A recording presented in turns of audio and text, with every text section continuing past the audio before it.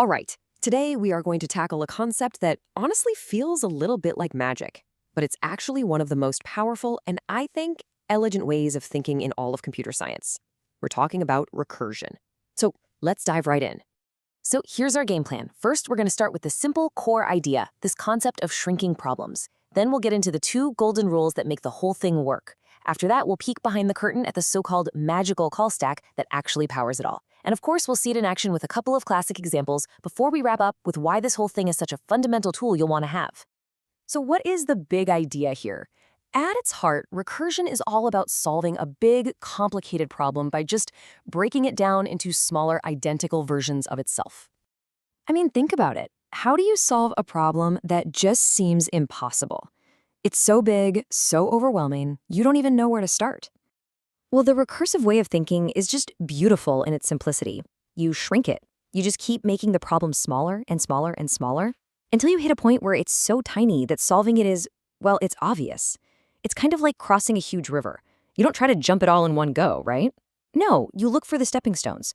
Each step makes the problem, getting to the other side, just a little bit smaller. And believe me, this isn't just some abstract theory. You see this pattern literally everywhere. Your computer's file system, it's just folders inside of other folders. A web crawler, it finds a link on one page, which leads to more pages with more links. Even complex things like finding your way through a maze or sorting a massive list of items, they all use this same idea. They just keep splitting the big problem into tiny, manageable ones. Okay, so we've got the big idea. But for this whole problem shrinking thing to work and not just spiral out of control, every single recursive function has to play by 2 golden rules, no exceptions.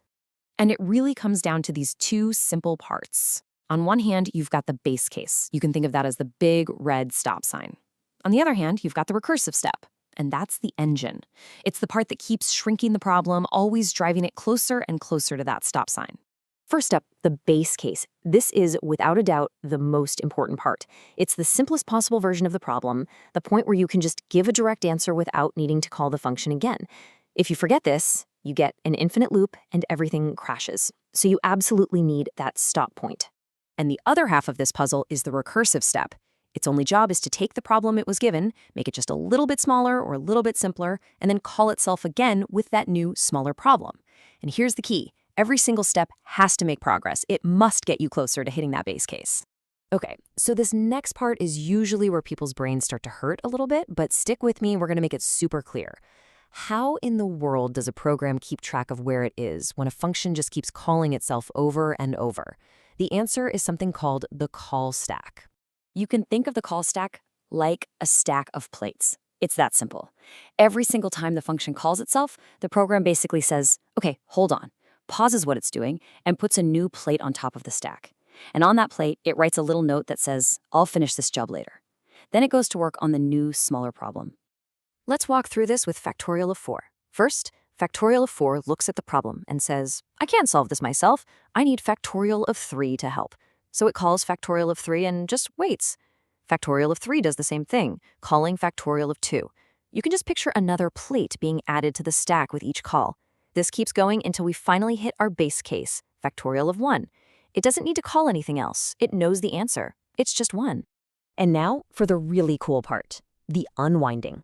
Once that base case has an answer, the plates start coming off the stack, one by one.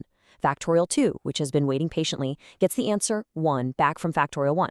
Now it can finally finish its job. It passes its own result up to factorial 3, which does the same thing, all the way back up until the very first call, factorial 4, gets the final piece of the puzzle it needed. And just like that, we're done. All right, let's really lock this in with 2 classic examples.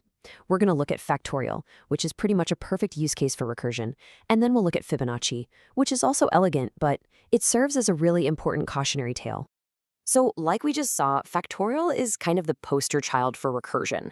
And that's because the definition of the problem itself, the fact that n factorial is just n times n minus 1 factorial, is already recursive. It just maps perfectly, which leads to this really clean, really direct solution.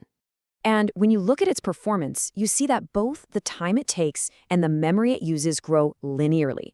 So in simple terms, that's really efficient. If you double the input number, you basically just double the amount of work you have to do. It's a very predictable, very manageable trade-off.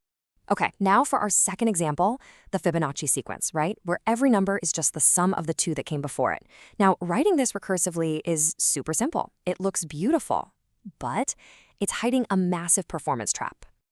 And this brings us to a really critical lesson. Just because you can solve something with recursion doesn't always mean you should. It's a fantastic way to teach the concept, for sure. But if you try to use this approach with large numbers, you're going to have a bad time. I mean, just look at that time complexity. O of 2 to the power of n. That's exponential growth. This thing gets slow unbelievably fast. So why is it so much worse than factorial? Well, think about it. To calculate Fibonacci of, say, 5, you have to calculate Fibonacci of 4 and 3. But to get 4, you have to calculate 3 and 2. See? You're already calculating Fibonacci of 3 twice. All of this repeated work just explodes, creating this huge, inefficient tree of calls. So, after seeing a good example and a not-so-good example, let's zoom back out. Why do we even care about this? Why does recursion matter so much, beyond just being a clever programming trick? It matters because it's a way of thinking. It's a powerful mental model.